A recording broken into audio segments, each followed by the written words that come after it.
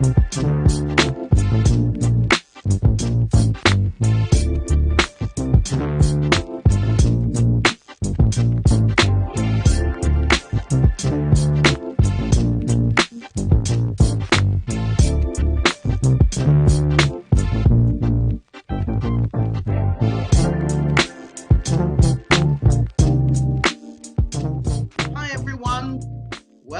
to Jamlish, real talk with a little bit of Labrish. Hi, all audience. Hope you're all doing well out there. The days are getting brighter, yes, and the sun's coming out, so people should be much more cheerier and in a better mood. Yeah. So welcome to another one of our shows. This is Jamlish, real talk with a little bit of Labrish. And Jamlish, it's the talk show and the topics and the discussions and the debates about everything and anything. And we discuss things that other people do not attempt to discuss. Okay, then. So I'm going to introduce you to our beautiful panel. Okay. So, hi, JoJo. How you doing? Hi, Mish. Hi, everyone. I'm JoJo. Welcome to Jamlish. Rosie, beautiful Rosie, a rose for a rose. Wow. Hello, viewers and subscribers. Jamlish is a new thing. We have a few things to talk about. So sit back, relax, and enjoy the show. Right, and who we've got? Oh, we've been spoke today. We've got our three lovely gentlemen. Good afternoon, good evening, good night, hello, good morning, Barrydon. How you doing? Yes, Barrydon there, Jamlish there, the crew there, Labrish there. So yes. Tune in, yeah. Yes. And who else we got? We've got RT. Good afternoon, panel. Good afternoon, people. Welcome to the world. Jamlish hitting the road soon. Watch out for us, for the people, by the people. Absolutely. And finally, we have Simeon. Welcome, Simeon. Wagwan. Yes, viewers, welcome back to the chat. You see me have on my suit because it's a special occasion. Okay, then, yes. And it is a special, and oof, how can I forget more? Yours truly, Mish, real talk with a little bit of Labrish. Little bit of Labrish. Yes, little bit of Labrish. You're absolutely right. You're absolutely right. It is a special occasion. We have a show for you this afternoon that we would like to share with you and talk about. Firstly, before I introduce the actual topic, I'm actually going to, it'll be obviously in the quote. I'm going to quote something from Merriam-Webster, a little definition. It is the state of being sad because a family member or a friend has died. Bereavement, the period after a loss during which grief is experienced and mourning occurs. So, audience, our topic this afternoon is about bereavement and loss. Bereavement and loss, yes. I know it's a delicate subject. We don't really know. We're going to take this conversation through. We don't really know which angle we're going to take it from, but I have got one or two questions I'd like to just ask the panel, and I really would love the panel to share their experiences. So today we're going to talk about bereavement, as I said, bereavement and loss. Before I go any further, I just want us just to take a little bit of time out, right? 20 seconds, just to think about all those people that we have lost along the way throughout our journey, those who have suffered with COVID and have lost their lives, and those who have lost their lives through natural disasters, and those who have also lost their lives through other ill health issues. Okay, so let's just take 20 seconds just to think about those people.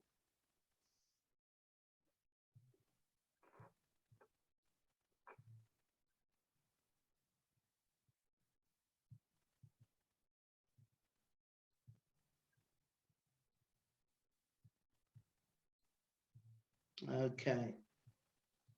Thank you very much. Thank you. Oh, you know what? Bereavement and loss is a very difficult topic, but we're going to get through it and we're going to talk about it. And the reason why I've really been wanting to discuss this particular topic is something that affects all of us, isn't it?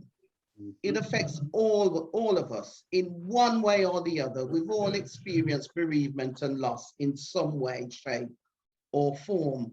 And I don't know, I just think that with, sort of in our race and culture, we're very, very good at celebrating the life or the death, if you like, of someone, mourning. We mourn and we grieve. We're very good at putting on that party atmosphere, that all coming together. It's when people don't see each other for a long time. We tend to see each other at funerals, unfortunately, so we're good at organizing it, but what we don't really kind of, sort of, I can't find the word, just bear with the me. aftermath. Yeah, the aftermath. We don't. It's, it's just something that, and I'm saying that, I'm going to speak a little bit from my own experience. I've lost very significant, very close people in my life, as all of you have done. But when I was, as young as 8 years of age, I experienced death at a very early age. And my sister was only 6 years of age when she died. And I remember it like yesterday. And it's something that is still with me today, but I still don't know how to deal with it because I haven't really been given any kind of tools or, like just advice or counseling or whatever it may be to actually deal with that, and deal with the tragic that happened and also like how you feel about it, because grieving is a process, isn't it? And we all grieve, but we don't know. And they say, oh, time is a healer. And yes, time is an healer. It does heal in time when you do experience, but it's something you never forget. How do you actually kind of manage that? You know what I mean? So this afternoon, we're going to try and sort of just get through talking about bereavement and loss.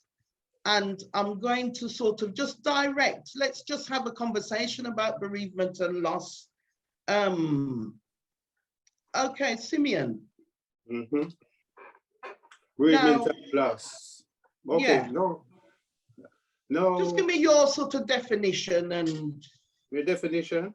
I can only give you my definition with relating it to mama. Me lose my mother. Yeah, you yourself, know what I mean? Yeah. Me lost my mother when me young. She had 36, me just turned 15 by 2 months. Wow. And mama gone. One time my virgin asked me, boy, see me, I know you say some, you say some. I said, my virgin, I never left home. Home left me.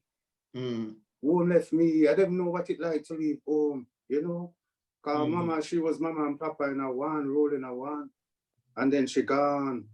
Yeah. Yeah. Then so the greatest fear, me finish like this, the greatest fear I read in a child's life is abandon of mother or father. Even in death, a child doesn't feel that they left them. That's the greatest fear in a child's life. And like there's no wrong, we're just coming back to the grieving process and just talking about how we cope with these things. As you said, you lost your mom at that age. And there's no kind of wrong or right way. It's not something that you can learn. You can't pick up a book, right? This is how you grieve.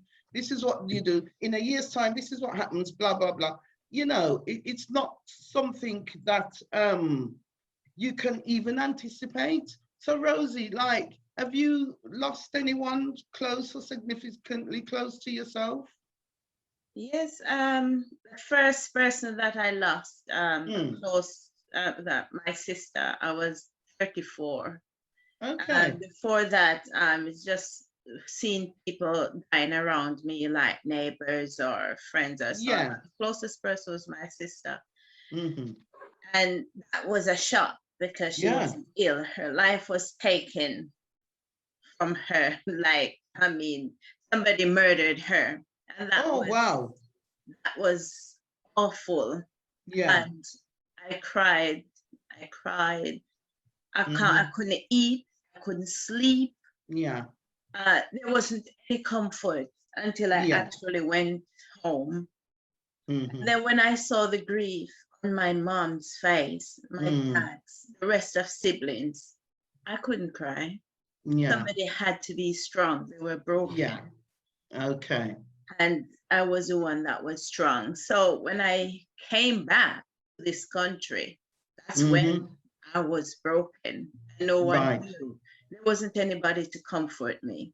Right. Yeah. You know, I don't mean to stop you, but we're gonna come on to that later on. We're gonna talk about that. You know, at the moment, I just really want to know what your feelings are around, you know, losing someone. RT, have you lost anyone significantly close to you, or people that you know even?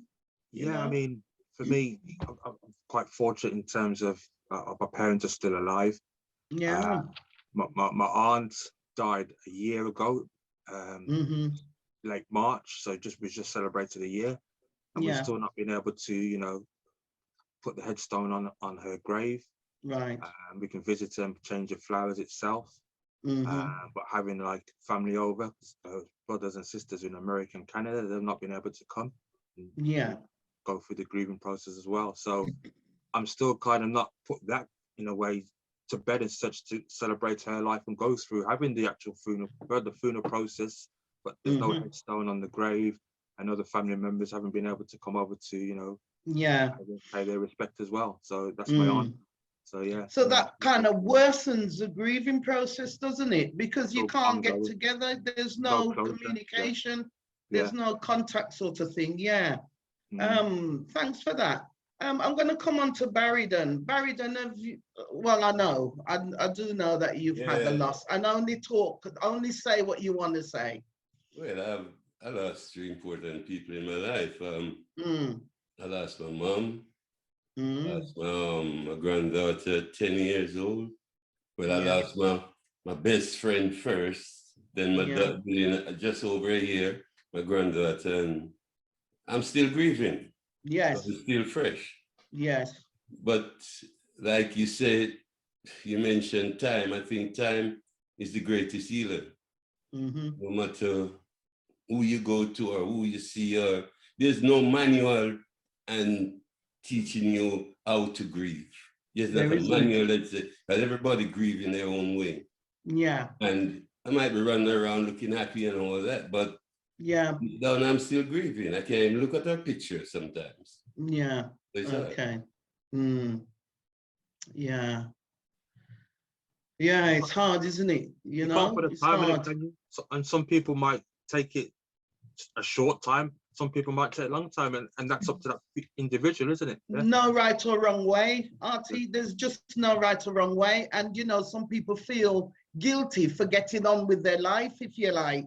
But you don't, I mean, Simeon mentions it a lot of the time, you don't know what's going on in the heart or behind that face, you know what I mean? We all put on this exterior, don't we? Hi, and, you know, but, you know, there are times when we're all hurting inside and crying inside. JoJo, what has been your experience? I'm going to well up now. I've had three. Just take your time. Three. The very first one was when I was 19. There was a girl who befriended me. She basically looked after me. I was a single mother and she was just there. She used to pick me up in the mornings and take me to the station. Yeah. And then there was my grandfather and recently my brother. Okay. Obviously my grandfather, you know, he died of cancer and that. But then there's my brother and also my best friend's daughter who died when she was 17. And that one still hurts me till today. Yeah. Because I can't talk about her because her and my son were the same age. Yeah. And it's it's many years ago now, but it's as if it happened yesterday still. Yes. I still think about her. I still go in the shower and cry. Yeah. Like, you know, because she was so young and her life had just started, you know, and this horrible cancer just took her. You know, so that with my brother, I still can't come to grips with it. And then my brother got murdered, like Rosie's sister. My brother got murdered a couple of months ago in Jamaica. Right. Wow. Just out of the blue. And that, you know, it's when like... did you say, sorry? He got murdered a couple of months ago in Jamaica. Couple of months? Yeah. Right, okay, yeah. Wow. Yeah. Very fresh. Not long. Yeah, it's fresh. So the stateside family, they're still grieving, you know, obviously, but I couldn't go. Yeah. I couldn't go to the funeral, and there were, you know, the restrictions and everything. So yeah, of course, yeah. So with all of that going on, but yeah, even, you know, it's funny because even with my grandfather and my my brother, because my brother was like 60, I just feel like they lived a little bit of life. My grandfather lived a life, right? You know, and that my best friend who died, she was 27. And that, I used to go to the station every morning like a robot. I would walk to the station like a robot. And I swear this girl came up to me and she looked just like her. And I was walking towards her. You do see images that say that, don't they? Yeah. I walked towards her like in a trance. And it was when I got right up to her. Right. I'm like, oh, it's not Doreen. It's oh my her. God, you know, and then floods of tears again. Going to her, it's just like, it's terrible, you know, grief is terrible. Yeah, and you're right, we need these tissues. Yeah. I warned you. Use it if you need it, man. Use it if you need it. Not you know, like the pain of the pain of grief, it can disrupt your whole being, innit, and your body and whatever, you know, your physical health. Stress is a massive one, you know, that you can suffer with, you know. Somebody said it, making it difficult to sleep, making it difficult to eat. You can't sleep, you can't eat. You can't even think straight, can you? Let's just talk a little bit about loss, because loss and bereavement, they go hand in hand. But do you understand what a loss is? I know it sounds like you know, an obvious question. Yes, I do, Mish. I do, Mish. Because 2 years ago, I lost my partner. You know, she was sick, and I sat in hospital with her for 2 weeks while she was knowing that she's dying. The doctor said, you know, she can't. So, you know, that even to go through that and know at the end of that is dead, you know. Yeah.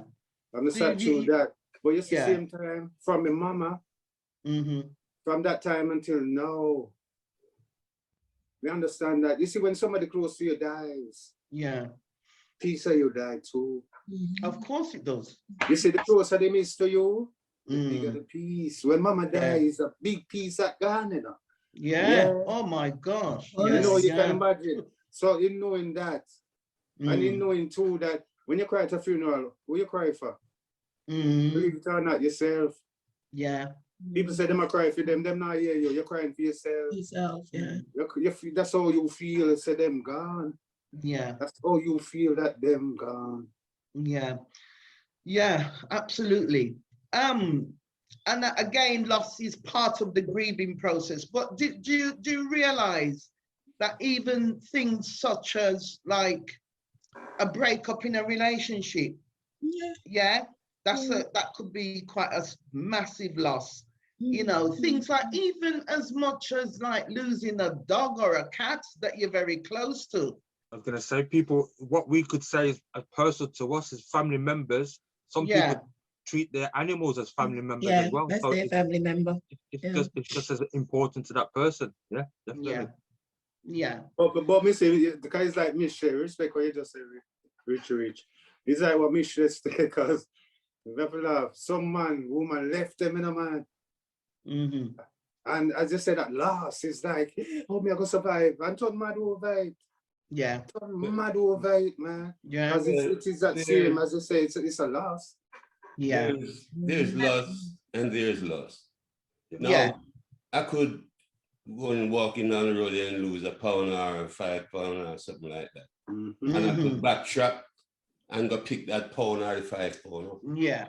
When you lose your loved one, like your grandkids, your kids, your mom, your best friend, there's no way you can retract. You can't get it back, can you? Go pick that back up, that person back up. So they are lost and they are lost. And when you lose, when you lost someone in close to you, it's an everlasting loss, because you never, you lose a $5, oh, well, me couldn't find it, it's gone. You get over that, don't you? But how do you gain, how do you get back your loved one? You have to just go ahead and grieve. The preacher in the church said at my friend's funeral that death is a part of life. Yes. We might not like it when it comes, but we have to accept it as a part of life. And I never forgot that. That part of the sermon just grabbed me. And I tried to do that. It's hard to do that, trust me. But we just said done. I hear you. Easy, can't accept it. It's like, as natural as there's life, there's death. Yeah. But we still cannot accept death. We can't accept it, you know. Yeah. And you know, like your loss is personal to you. Yeah. You know, like what you did say, Richard, it's personal to you. So, you know, what you may have lost, I probably don't see that as important, if you like. Yeah. And vice versa. Do you know what I mean? I'm just gonna list some things that, you know, I did speak to some people about loss, just to see what their experiences were or what they constituted as loss. You know, we mentioned it already, a breakdown in relationship, divorce, etc. A loss of health. You know, if your legs go, or you know, you become more and more ill, that's a massive loss, because that's a loss to your independence, isn't it? Losing a job is a loss, and that might be significant, because obviously if it's your livelihood and you can't pay your bills, again, that's a massive loss. Financial, I'll just run through the others. Financial stability, a miscarriage is a huge loss, you know. Retirement, apparently. Somebody said, well, a few people have said retirement, if you haven't got a quality of life, your retirement can be a massive loss. The loss of a pet, as I said, you know, loss of serious illness. Friendship, that's a massive one as well, you know, the loss of friendship. You know, if you've been friends with someone for a long time and then suddenly you lose them, or you know, the friendship just dissolve, that's a huge loss. So I'm just going to talk about myths, really. What myths are out there about bereavement and loss? What are the myths? So one of the myths I will say is that the pain, you think that the pain will go away faster? You know, do you think that the pain will go away faster if you actually ignore it? You can never ignore the fact that you've lost someone, or I don't think you can never ignore it, a death, and it will always stay with you. It's how you control it and how you deal with it. Yeah. Okay. Yeah. So it is important to be strong in the face of loss. For yourself, yes, and for others around you, yes. Yeah. But what happens if you can't be strong, though? You have to find a strength, Mish. You have to find a strength, Mish. There's many ways. Sorry, go on. No, you're going, sister. There's many ways of trying to help yourself out of the situation. Like you all said, that pain doesn't go away. And sometimes, some days, it's easier than some days. You might be sleeping and you have a dream about your friend that just passed, because I had my friend died and buried around 2 weeks ago, and had a dream about her, and I woke up and I broke down, you know, and some days I'm just happy going. I still remember about her and I talk about her. You can occupy your mind by keep yourself occupied. You know, but aren't you talk by to doing somebody. that? Aren't you ignoring the fact that, I mean, is it really like being strong? Okay, yes, sometimes you have to be strong, and particularly if you've got children as well and they've experienced that loss or a loss. But you know, you can't always be strong. No, because there's an expectation, particularly I think in our culture, right? That we have to be strong, you know, what you're crying for. Get yourself together, that sort of thing. Why? When you I wouldn't say that's strong though, Mish. I wouldn't. You see tears, although we did mention it before, young ladies, that you know, not like see a man cry. No. But me I tell you the truth, me cry over mama. Me try over my girl. When I time me over cemetery, you know, me I put 2 flowers and me I try to fix up the grave. And funny thing, because like what Barrydon say, you know, this loss and this loss, like you said to me, this loss and this loss. You see, with death though, it's infinite. It's like forever. It's like that circle, and you used to stop at them. There's a gap in that circle type of thing.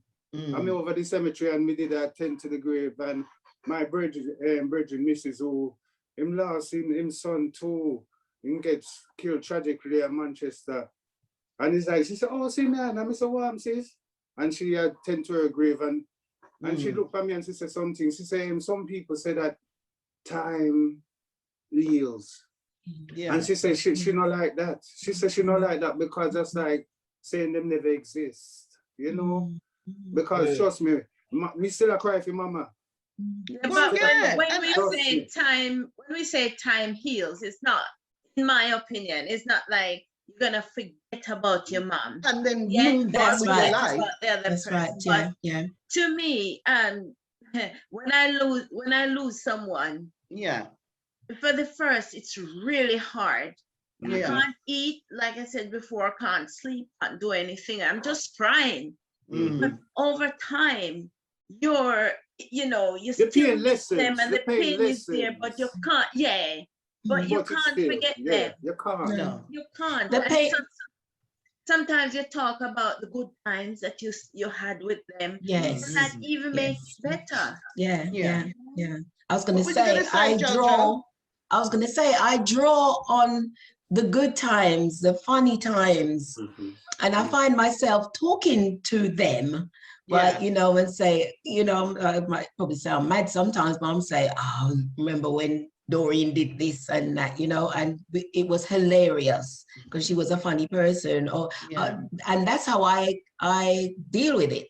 I start thinking about the things that we used to do, the things we got up to, you know, even with my granddad, the stories my granddad used to tell me, you know, we deal with it in that way. My brother as well, you know, that's how I deal with it anyway. I reach for the happy times. I'm similar to that as well, yeah, because like if I go to the grave and then I visit 2 people that were close to me and they were like football fans, I'd keep them updated on their football team and tell them what's going on. But that's the way I'm trying to have like a conversation with them because I'm still, so things like that, Well, after funeral, people some people try to put on this brave face, like, I just got to get on with it. But behind closed door is something else. Because I find that happened to me too. I've put on a brave face, but I just have a meltdown behind closed door. And then you see me again tomorrow or later on, I try to put on this brave face. I don't know why we do that. The thing is that healthy for us though? This is what I'm trying to, that don't feel healthy, that don't feel right to me. Or, you know, you go in a corner and you're cold-balled, crying, and then you come out, everything out, me feel better again. That's not healthy, is it? But just so you know, nothing lasts forever. Then you might be happy or you might be sad. So I'm not saying, I'm not trying to take away your pain from you or your memories. But the thing about this, Mish, why I don't really like to show it out there in the public or around the family is because if I feel a bit emotional about something. Last thing I want, it might sound funny, is somebody to put their arm around it. Oh, I understand. Yeah, sometimes that makes it worse. It does make it worse. worse. Feel like smashing just their stand face there and don't even say Yeah. nothing and let me just, you know, Yeah. the way I want to agree. But once you put your hand, oh, I understand it. Then it just, the tears just keep rolling. It gets worse. It gets worse. You see what happens? It's almost like they kind of collude with the upsetness, if you like, and then they kind of encourage. It's like they're encouraging, get it out, get it out, and you don't want to get it out, but by the time they finish with it, you're like, oh, you know. I feel like they just want to see me a ball. They just let me put on the they big want to cow see your ball. weakness. No, but this then let me put on the big cow ball in. You know? This thing is one time, you know, me and my virgin there, him just lost his sister. So me and my virgin go for support him. And he look at me and he said, boy, Simeon, you know I can feel, man. I feel it, man. I look at him and I say, no, you don't. No, you don't. I say, no, you don't. I say, you want to, but you can't feel what him feel. And you know, say, shortly after that, him lost his mother. Never forget it, him lost his mother. And one man did around the domino table, bang 2 domino, and him turned to him, drunkard state in the man in, you know, and said, boy, you see me and your father, we used to up and down, and we used to do this, and we used to do that, and my virgin turned up there and listened to him. And yeah, man, me and your father did close, and this and that. This when the man done talk, virgin walked across me and said, him said, after me not even know my father, him say, Simeon, you see what you did say? And that me go take through my grieving process. I never feel what my man feel. It's now me I feel it. Yeah. You know? Yeah. It's now him I feel it. You cannot feel what another man feel. No. You can't. No way. Only him know what him feeling, man. And you wouldn't want to neither, you know. Hey, no, they wouldn't. Want no. to, man. No. So how do you think that we should deal with like the whole grieving process? What do you think we should do? Because as Barrydon said, you know, going in a corner or moving out of people's, you know, company and going to grieve or have that cry or whatever. I think that's needed, you know. I think that's needed because crying is natural. People, this is society make we shame for cry. You know, like a man. Exactly. No, men supposed to cry. Men are supposed to cry. It's natural. Yeah, anybody. No emotion. Yeah, no harm in showing emotion. I just don't like to see men crying because I cry too. It's just. I do too. So, but it's good therapy. Hold on. What you say? So painful to watch you guys crying. Not that you're not supposed to. It's not that you're not supposed to, but. Well, that's what you're saying, Rosie, aren't you? No, they should cry. They should cry. No, I have to say, Rosie, I have to say, I partly understand where you're coming from, because even growing up with brothers, it was almost as if basically they were conditioned not to cry. It's only in later years I see my brother them cry, you know what I mean? Obviously when mommy passed and you know what I mean? But it's almost as if boys are taught at a very early age not to show their emotion. I think it's so wrong. It is. It's a stigma. Like your girl, man, big boys don't cry. That's rubbish. That's wrong. Yeah, it's wrong. Like Josie Ways and Shaggy. Say that again. Big man don't cry. There's nothing wrong with men There's crying. nothing wrong with a man crying. It shows your sensitive side. It shows you're human. I don't cry, but when I cry for those kind of occasions like bereavement, I just rather like cry alone. Like after I came back from Jamaica after my granddaughter's funeral, it was December and Christmas time come around and I was sitting right here playing my music. And I play one music for nearly all day. And that's Silent Night by The Temptation. And cry and cry and cry. Yeah. And how did you feel afterwards, after you cried out? Did you feel any better? Do you feel any better once? Feel a little bit. a little bit, Mish. One time, you know, me. To be honest, go on then, Barrydon. Go on. To be honest, even when I stop crying, I don't feel no better. I mean, it's just like I can't stop the tears from flowing, but I don't feel no better because by the time I stop crying, I'm still thinking about it over and over and over. I mean, like I said, time is what really partially heal you, not permanently heal you. You listen to pain. Yeah. Listen to pain. One time I run my girl, man, and Mama B, God bless her. You know, she did die, man. Come here, always run on Mama B, man.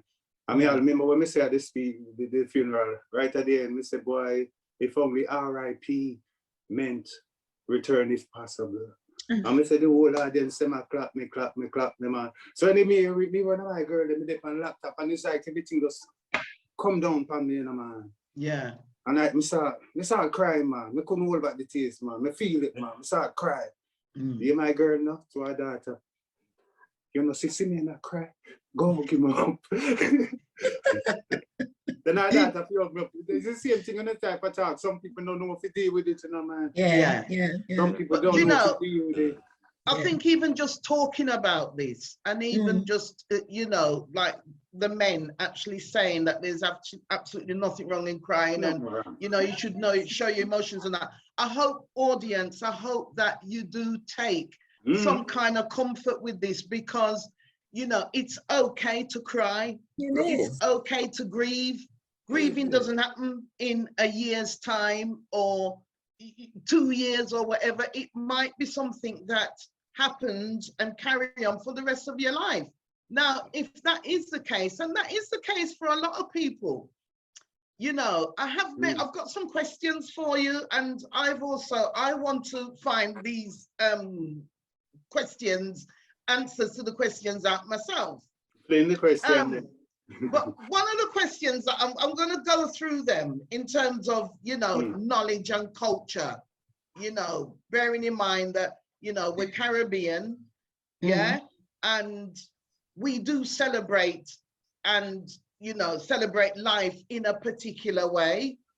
Yeah, we'll have like the 9 nights. Can somebody explain what the 9 night is? So when somebody dies, there's a 9 night, isn't it? Is it 9 nights? 9 nights. And on the 9th night, you have the funeral. You keep the bereaved person company, is that right? Yeah, you get the 9 night after the person passed away. Yeah. Then you that's what they call the 9 night, where you gather around and with the family and you celebrate their life, or you if you want to mourn, cry, whatever you want to do. But it's a tradition. Apparently it's called Nai. N-I-E, 9 night, not 9 It's not 9 then, it's not the number 9. Well, I heard it was called 9 night. Don't know where that come from, but I thought it was. But the way I grew up, I heard it 9 night, like celebrated for 9 nights. And then they have the funeral. The person passed away, then they have a prior meeting. They have prior meeting. They can have prior meeting. And you know, just to there's also like celebration in it, big food and drink, cooking and drinking. That happen every day, Mish. That happen every day. But you notice with the 9 nights, it's 10 p.m. like the Christian woman, they will come around and them say the little verse and them sing the little song. They have the prayer meeting. They have the prayer meeting. Steel bands. You have Duppy band that come around and you Duppy then, man. No Duppy. You have what? Sorry. What did you say? Duppy band. It's called Duppy band. What does that mean? Where is a band, special people, that's what they do. Go to 9 night or wake and play. It's a band and play the band. I could be a sound system playing some kind of music that go with the Duppy band music. And yes, I know now. Yeah, I went to one in Jamaica. Go again. So that's the 9 night. Okay then. So I just want to ask some questions now. who do you turn to for support? You know, when you've had a loss or bereavement or whatever, who do you actually turn to? JoJo, who you turn to? You know, the weirdest thing is, the person that I turn to is the person who lost her daughter. Because she is the strongest person that I know. I just couldn't believe how she handled the death of her child. And she does Reiki. You think she's strong. Yeah, she does the Reiki and she does all of that. She's just into the earth, into everything natural. But, you know, she has this inner strength that how do you do that? Yeah. But, you know, so she really is my go-to person. I don't know what I'm doing without her. Yeah. She is my go-to person. God bless her. Wow. God bless her. That's good. It's good to have someone to go to. Yeah. I won't ask you all the same question throughout the whole, because we'll be here till tomorrow otherwise. But what about you, Simeon? Who do you turn to? In truth, Mish, no one. Oh. Honestly. My father, right? And I'm not acting like I'm some better than anybody, but that's a reality. I find a lot of people turn to me. I am that strength which JoJo speak of, to be honest. Yeah. I am that strength. And when I time I have to look around, I say, but wait, who can I turn to? You know, I can have problems too. You know, I mean, look within inside myself, and somehow, Mish, humbly I say, you know, I have to turn to myself. I don't have anybody like that I can turn to. We can get a story with my virgin. One time, I think they must support me. My missus just gone, and yeah, the man now. I hope you not listen back this show, but let me talk it as it is. And the man come down, come visit me. And then the man spend 2 hours and say, him gone now. Him say, if me missus phone up where me left from, tell her say me gone with my brother. And I say, wow. You see what I mean? That ain't support. You know, you're using me for cover yourself. That's not right. I turn to myself. So yeah, this is the thing, you see. You know, if you're gonna have support like that, you may as well just sit on your own in a room with the lights off in it. You know what I mean? Because that's unhelpful support.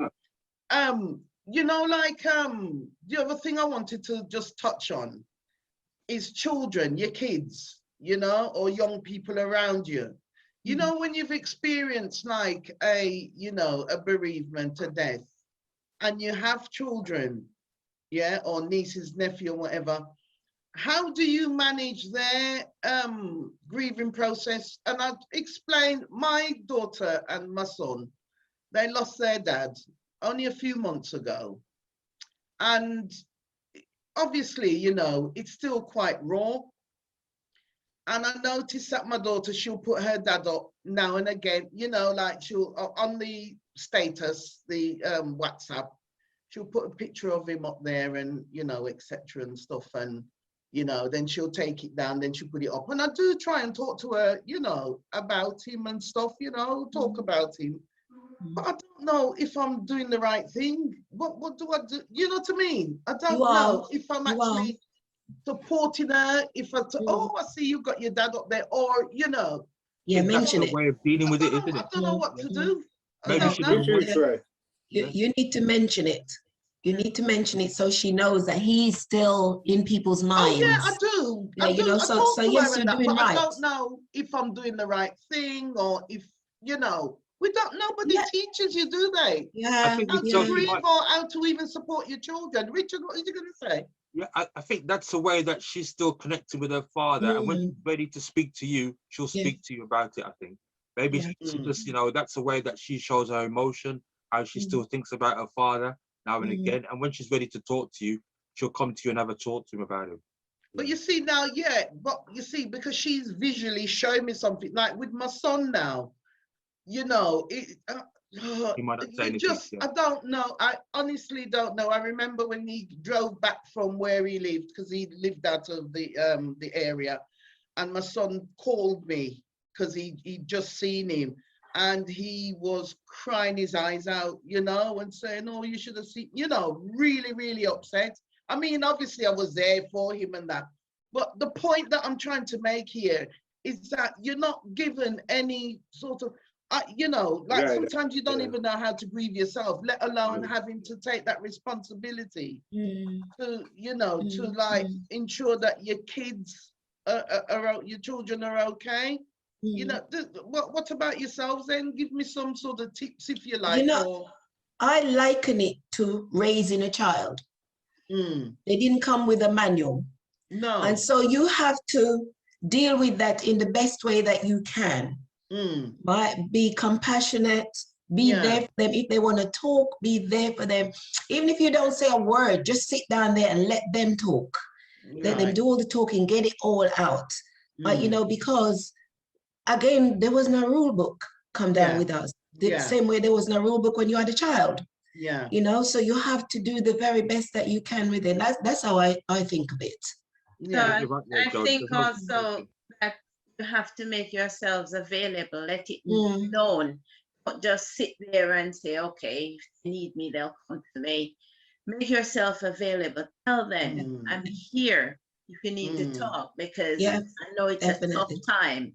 You know what I mean? You can't just assume that they're all right, because it will never be okay. And I think I'm still going through some kind of grieving process as well, in terms of that. You know, this is somebody I spent 22 years with, you know, and even though the relationship had ended, but there's a lot of memories, there's a lot of years in the person's life. And I just don't know how to, you see, the point I'm trying to make is that where do I go? Where do we go? Who do we go to? You know, is it just friends? What about formal support? I mean, are there anything set up for us to go for counseling or mentoring? I think there is a bereavement society. There is. And also, like me, I go to church. So there's always somebody in the church that you can talk to. You should say that, Rosie, because me go on funeral already, you know. And people are ball. Yeah. And I find myself a ball too.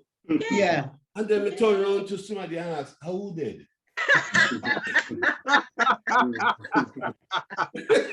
I'm like, no, they must have ball. I was just about to say, did something trigger? Did it trigger something in you? I was, you know, putting on the counseling hats, and did it trigger? But you were just crying because everybody else was crying. Yeah, because everybody else a ball, me a ball too. I tell you what trouble me doing. When we realize something, I say, wait, how dead? No, you know what trouble me too? To be honest, what trouble me, because we don't even touch upon it really, is we're talking about death and sadness. Yes. But you still have another side where, because through me do video and me do a lot of funerals, and that's not always the case. Right. That's not always the case. Sometimes you would have thought that death bring family together. It's not always the case. Sometimes it separates them, man. Listen, I've seen fights up for the road. I've seen a fight. If money involved, whoa. I want to find out who get what and who's names on the bill and all. Imagine. And the person dead, man. I find that so sad. Yeah. So sad. Instead of bringing people together, it separates it and makes people work. It separates them, and then they say the truth comes out, doesn't it? So you find out how much baby mother is really out there. All of them turn up. And all of that. They say the truth comes out because the person is like, I've got you, you know what I mean? The person is died, But well, do you think that we can be counseled by Eurocentric people, English people?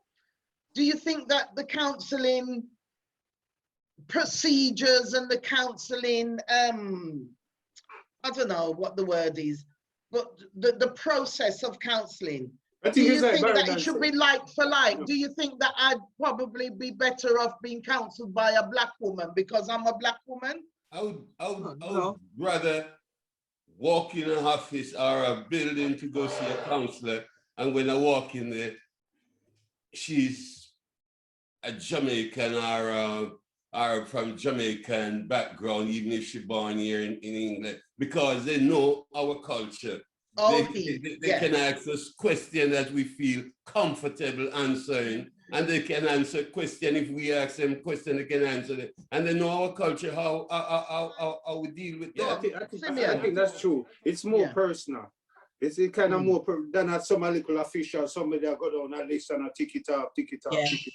I think, no, I agree with you 110. That's more personal. Because somebody in our culture don't even have to open a book or a tick off anything and all. They know, it just come natural. They know the background. They know question to ask us, how to deal with it. I personally, I don't think I need any counseling after losing someone, because I have my own little way of dealing with it. And does it work? Does it work for you? It works, but that in a sense, it doesn't stop me from crying or missing that person. And what is your way? Do you want to share that with us so that, you know, you might share it, Rosie, share it. Share. Well, I pray a lot.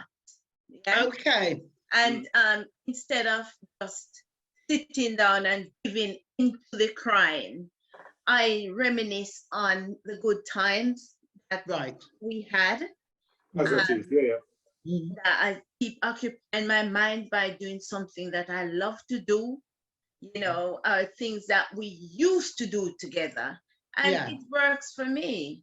If I go to a counselor after or talk to a group of friends, because I have 2 friends passed away recently, one buried 2 weeks ago.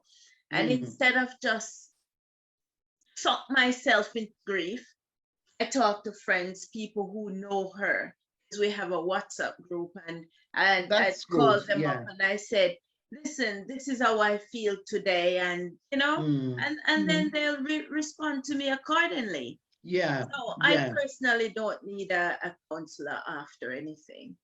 What about you, JoJo? Do you think? Like I said before, I got my own go-to. Right.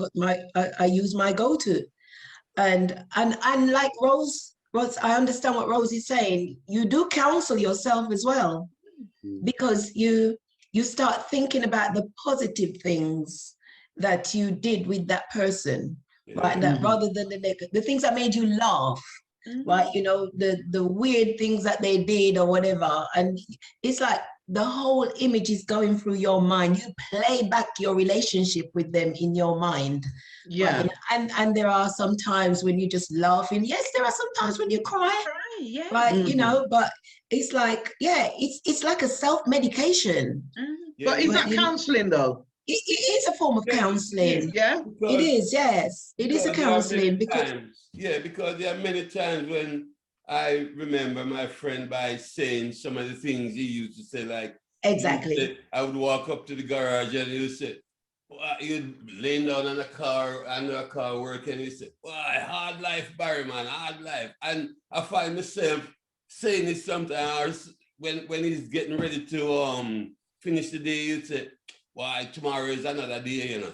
And I find myself, every time I say that, and you know, I remember him. I remember where I get that from. You know, somebody saying that's like counseling. Richard, yeah, like when you said about the European counsellors as such. I mean, we might have to go there, but we'd hope that we would learn things from them, and then we integrate it into ourselves and bring it, and we have our own counselling as well. So we have to start somewhere, maybe having to go to them, but then as Black people start going into that kind of profession. But would they know about our culture though, and our you know? There are exceptions. You know, the Windrush generation. The Windrush generation people, you know, would be like our parents, people that we know, aunties, uncles, whatever. How do you suppose they well, some are surviving now, you know, but how do you suppose they manage with death and with bereavement and loss and things like that? What do you know what happened? My answer to that is a lot of them didn't. They didn't have anyone to turn to. And if you look on the streets, right, you look on the streets and you see the amount of our people on the streets with mental health issues, right? And that's because they've never had anyone to turn to.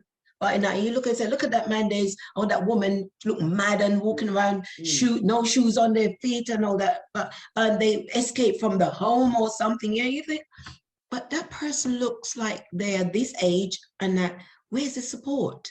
Yeah. But you know, and I do feel like that our Windrush generation did not, if you think about it, they could not ever have had the support.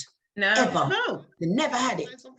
Yeah, we would have put it the part where Barrydon, they said, no, I can't say a counselor could have counsel me, to be honest. That's my humble opinion. You know, because as me said, me turn to myself, I'm unfortunate, I guess, that I'm not, you know, I can turn to somebody else. I do believe that the body dies because the body only houses spirit, and the spirit never dies. You know, I'm more hang on to them type of things and hang on to God, you know, personally. I can't see how somebody could have counseled somebody like myself. Sometimes maybe it's the word counseling, you know, even it could be not even befriending. I think just somebody that's there for you.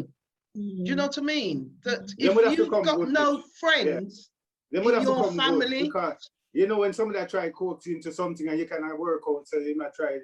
You know what I mean? You can't work out what I'm doing. Yeah. No, they would have to come good, man. They would have to come more than tick boxes. Yeah, of course. Yeah. And I have to say, I'm going to wrap this up now. I have to say, I do think we need a counselling and bereavement type service for us, for African Caribbean. Yeah. And Jamlish will be working towards setting up a counselling and bereavement service, because I do believe that, you know, we do carry, we carry such a heavy load. We carry racism, the sexism, the all the isms, all the disadvantages that we have, all the lack of privileges, all of this, that, the other, and on top of it all, when we have a loss, we haven't even got services or support to help us to deal with it. Yes. So as long as I'm around with Jamlish, we are going to set something up so that people can access us, and it could be anybody from anywhere around the world, globally, okay? Because like us now, we're sitting here and we're talking to each other. We have taken comfort from what we've discussed this afternoon, haven't we? And I have definitely learned something just through this, you know, and it might be you know, I say this every time, you know, but it might be something that we might have to revisit, maybe from a different angle, maybe have a look at the Windrush generation and get what their views are. We have to set an example to them. And also for our older generation that are still here, we need to be supporting those people. And this is what Jamlish is all about. By the people, for the people. Real talk with a little bit of Labrish. Jamlish Daya, the crew them Daya. We Daya. Everybody Attitude, you know. Jamlish is here. Jamlish na hot hey, what's the mic back? So you might drop off. You be watching Jamlish. Real talk. With a little bit of Labrish. I've said bye-bye to you all, but introduce yourself out of the show, Barrydon. Barrydon out. We're still there though. JoJo, sign out. Next time. Rosie, see you. Rosie saying see you next time. Artie. Artie saying guidance and protection, one and all. Look forward to seeing you. I like that. Yeah. Sims. See you back at the next chat. Till such time. Jamlish, real talk with a little bit of Labrish. There you go. And yours truly, Mish. Thank you very much, audience. Take care of yourselves until next time. And please, please be safe. And we'll see you on the other side. Don't forget to subscribe, share, like, and leave a comment in the comment section. I'm pressing the notification button. I was just testing to see if you were all still awake. Bye-bye, audience. Bye-bye. Bye-bye. Bye-bye. Skibble says so. Jamlish, a little real talk with a little bit of Labrish, yeah. Jamlish, them talk real talk, them not talk no foolishness, no way. Jamlish, a little Jamaican wrap up in the English, yeah. Jamlish, the real talk show, with a little bit of Labrish. Skibo says so.